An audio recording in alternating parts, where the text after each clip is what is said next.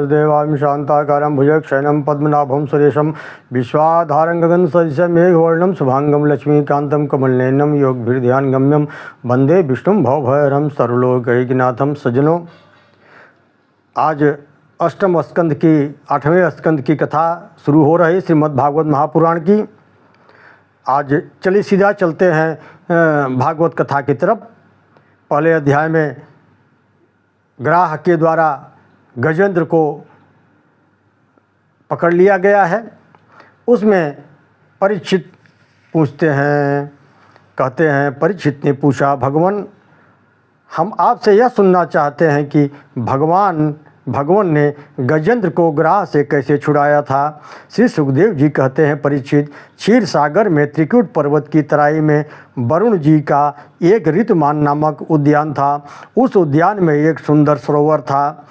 उस पर्वत के वन में रहने वाला एक हाथी हथनियों के साथ विचरण करने, जल पीने तथा जल क्रीड़ा करने के लिए सरोवर में उतर गया। वह 18 गजराज सरोवर के निर्मल जल में उन हथनियों के साथ किलोल करते हुए कुछ ज़्यादा ही समय हो गया। उसी समय प्रारब्ध की प्रेरणा से एक बलवान ग्राह क्रोध करके उसका पैर पकड़ लिया। गजेंद्र ने अपने आप को छुड़ाने की बहुत कोशिश की, परंतु वह छुड़ा न सका। गजेंद्र और ग्राह अपनी पूरी शक्ति लगाकर इस प्रकार लड़ते लड़ते उन्हें कई वर्ष बीत गए। अंत में जब बहुत दिनों तक बार बार जल में खींचे जाने के कारण गजेंद्र का शरीर शिथिल पड़ गया, बहुत देर तक उसने अपने आप को छुड़ाने के लिए प्रयास किया, नहीं मिला। अंत में जब वह कोई उपाय न सूझा तब वह निश्चय पर पहुंचा कि यह ग्रह नहीं, विधाता की फांसी का फंदा है। इससे फंसकर मैं आतुर हो रहा हूँ। अब मैं संपूर्ण विश्व के एकमात्र आश्रय भगवान की ही शरण लेता हूँ। परीक्षित, अपनी बुद्धि से ऐसा निश्चय करके गजेंद्र ने अपने मन को हृदय में एकाग्र किया और पूर्व जन्म में सीखे हुए श्रेष्ठ स्रोत के द्वारा भगवान की स्तुति करने लगा। ओम नमो भगवते तस्मै एतच्चिदात्मकं पुरुषायादि बीजाय परेशाया विधीमहि यस्मिन्निदं यतश्चेदं येनेदं इदं स्वयं योऽस्मात् परस्माश्च परस्तं प्रप्रक्षे स्वयं भुवम्।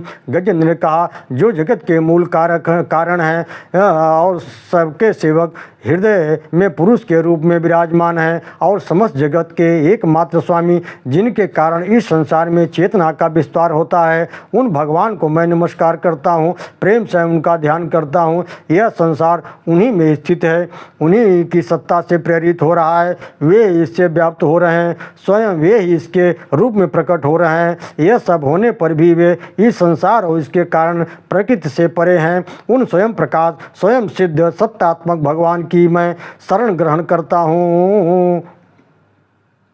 जब गजेंद्र ने देखा कि भगवान गरुड़ पर विराजे हुए उसी की ओर चले आ रहे हैं, तब उसने बड़े ही आतुर और प्रेम भाव से उस सरोवर में खिले हुए एक कमल पुष्प को लेकर श्री भगवान श्री हरि को अर्पण कर दिया। भगवान ने देखा कि गजेंद्र अत्यंत ही पीड़ित है। उस समय प्रभु गरुड़ पर से कूद पड़े और गजेंद्र पर कृपा करते हुए एक ही साथ उन दोनों को सरोवरों से बाहर निकाल लिया तथा अपने आयुध चक्र से ग्राह का मुंह फाड़ कर गजेंद्र को उससे छुड़ा लिया। परीक्षित, उस समय ब्रह्मा, शंकर आदि देवता, ऋषि मुनि, गंधर्व आदि भगवान की प्रशंसा करने लगे और नंदन बन के पुष्पों से भगवान का अभिषेक किया। श्री सुखदेव जी महाराज कहते हैं, परीक्षित, प्रभु के आयुध चक्र का स्पर्श होने से वह ग्राह एक दिव्य शरीर धारण करके भगवान के श्री चरणों में लेट गया और उनकी प्रार्थना की।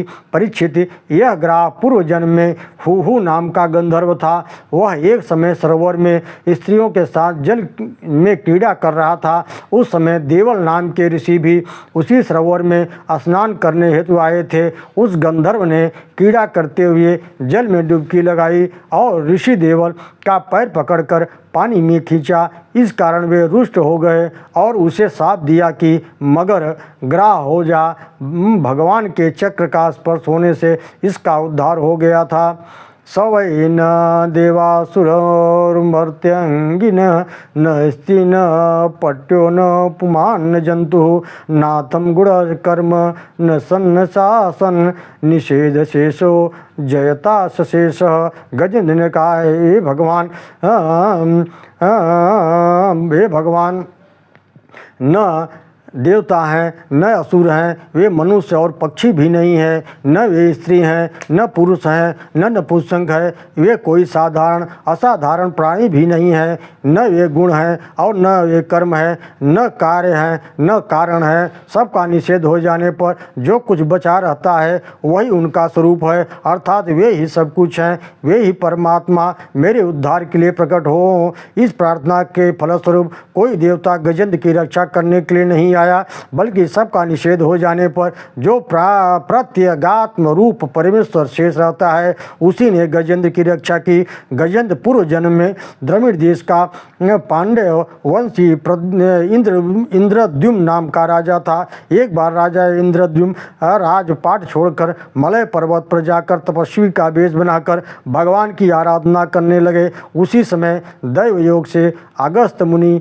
अपनी शिष्य मंडली के साथ वहां आ पहुँचे।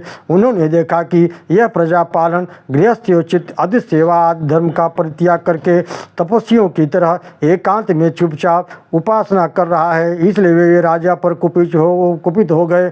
उन्होंने राजा को यह शाप दिया, इस राजा ने गुरुजनों से शिक्षा नहीं ग्रहण की है, अभिमानवश परोपकार से निवृत्त होकर मनमानी कर रहा है, यह हाथी के समान जड़ बुद्धि है, इसलिए वहीं घोर अज्ञानमयी हाथी की योनि प्राप्त हो। आपन्न कौंजरी योनि मात्मस्मृति विनाशिनी हर्यर्चनानुभावेन यद्वजने मनुस्मृति। और श्री सुखदेव जी कहते हैं, परीक्षित, आत्मा की विस्मृत करा देने वाली हाथी की योनि उन्हें प्राप्त हुई, परंतु भगवान की आराधना का ऐसा प्रभाव है कि हाथी होने पर भी उन्हें भगवान की स्मृति ही हो ही गई। भगवान श्री हरि ने गजेंद्र का उद्धार करके उसे अपना पार्षद बना लिया। पार्षद रूप गजेंद्र को साथ ले गरुड़ पर सवार होकर अपने अलौकिक धाम को चले गए। इस प्रसंग से में हमें यही शिक्षा प्राप्त होती है कि यह देह नाशवान है और ईश्वर अविनाशी हैं। फिर क्यों न हम बचपन से ही उस परब्रह्म परमात्मा का स्मरण करें और अपने इस अनमोल जीवन को सार्थक बनाएं। हमारे ब्रज मथुरा जी में श्री राजाधिराज द्वारकाधीश जी की मंगलमय प्रार्थना किया जाता है। श्री सुखदेव जी कहते हैं, परीक्षित, छठे ब्रह्मा जी के पास छठे मनु चक्षु के पुत्र चाक्षसु थे। जगतपति भगवान ने उस समय भी बैराज की पत्नी संभूति के गर्भ से अजीतम नाम का अंशावतार ग्रहण किया था। उन्होंने ही समुद्र मंथन करके देवताओं को अमृत पिलाया था और कच्छप रूप धारण करके मंदराचल की मथानी का आधार बने थे। परीक्षित ने पूछा, भगवान ने क्षीर सागर का मंथन कैसे किया? उन्होंने कच्छप रूप धारण करके किस उद्देश्य से मंदराचल को अपनी पीठ पर धारण किया? देवताओं को अमृत कैसे मिला? और भी कौन कौन सी वस्तुएं समुद्र से निकली? भगवान की यह लीला बड़ी ही अद्भुत है, आप कृपा करके हमें अवश्य सुनाइए। सुखदेव जी कहते हैं, परीक्षित, जिस समय की यह बात है उस समय देवताओं को असुरों ने पराजित कर दिया था। दुर्वासा के शाप के कारण तीनों लोक एवं स्वयं भी इंद्र भी श्रीहीन हो गए थे। सबके सब सुमेरु के शिखर पर स्थित ब्रह्मा जी की सभा में गए और ब्रह्मा जी से अपनी परिस्थिति का वर्णन किया। ब्रह्मा जी ने कहा, देवताओं, हम लोग अविनाशी प्रभु की शरण ग्रहण करें। श्री सुखदेव जी कहते हैं, परीक्षित, देवताओं से यह कहकर उन्हें साथ लेकर ब्रह्मा जी भगवान के अजित धाम वैकुंठ में गए। वहाँ जाने पर उन्हें कुछ दिखाई नहीं पड़ा, इसलिए ब्रह्मा जी ने एकाग्र मन से वेद वाणी के द्वारा भगवान की स्तुति की थी कि अविक्रियम सत्यमनंतमाक्षम गोयासयम निष्कलम प्रवर्तकम मनोग्रयान वचसा निरुक्तम नमामहे देवद्वरम वरेण्यम। विपश्चितं प्राणमनोधियात्मना मथेन्द्रियाभासमनिद्रभ्रमणं छाया ततो यत्र न गृथपक्षो तच्छधरम कम त्रियुगम भजामहे। ब्रह्मा जी ने कहा, भगवान आप निर्विकार सत्य आनंद आत्म रूप सबके हृदय में अंतर्यामी रूप से विराजमान अखंड और तर्क हैं। मन जहाँ जहाँ जाता है वहाँ आप पहले से विद्यमान रहते हैं। वाणी आपका निरूपण नहीं कर सकती। आप समस्त देवताओं के आराधनीय स्वयं प्रकाश हैं। हम सब आपके चरणों में नमस्कार करते हैं। आप प्राण मन बुद्धि अहंकार के ज्ञाता, इंद्रियों के उनके विषय दोनों को आपके द्वारा प्रकाशित होते हैं। अज्ञान आपका स्पर्श नहीं कर सकता। प्रकृति के विकार मरने जीने वाले शरीर से भी आप रहित हैं। जीव के दोनों पक्ष विद्या और विद्या आप में बिल्कुल नहीं है। आप अविनाशी सुख स्वरूप हैं। सतयुग त्रेता और द्वापर में भी आप प्रकट रूप से विराजमान रहते हैं। हम सब आपकी शरण ग्रहण करते हैं।